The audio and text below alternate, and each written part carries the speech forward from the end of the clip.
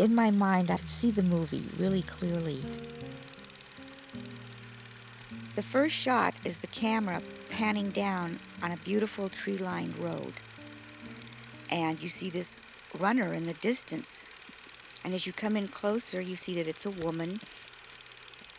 It's a happy scene. She's waving to people and seems quite happy. And as the camera comes closer, she's running toward the camera, and she has sunglasses on, and you start to see tears coming down her eyes.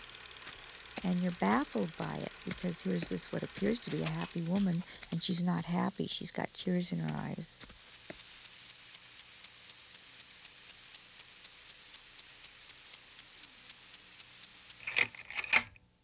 I can remember waking up in the morning, and for maybe 2 seconds, I would wake up thinking that everything was the same, and then it would hit me. Oh my God, I'm alone. And that pain would just flood me and stay with me all day until I went to bed and fell asleep.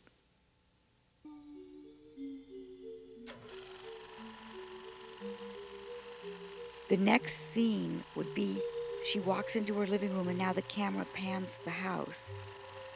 And it's just filled with family photos of her husband and her children and them together. And she looks at it all, and you get the feeling that something terrible has happened to her.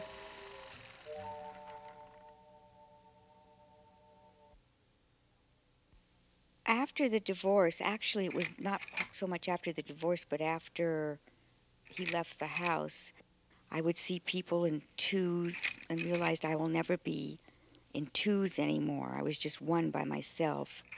Or I'd see a car go by, and I'd say to myself, I'll never sit in the passenger side of a car again.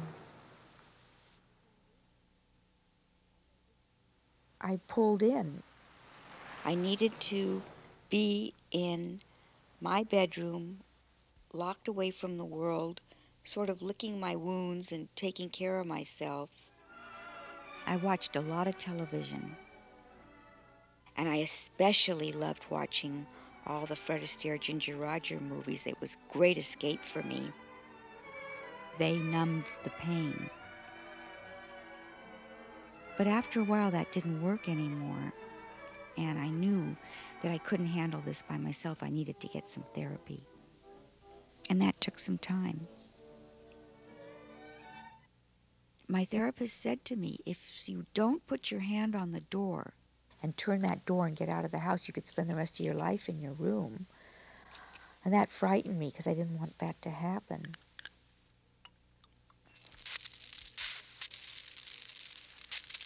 I wasn't really ready to go out into the world, but I was ready to go out into my backyard and control that and plan that.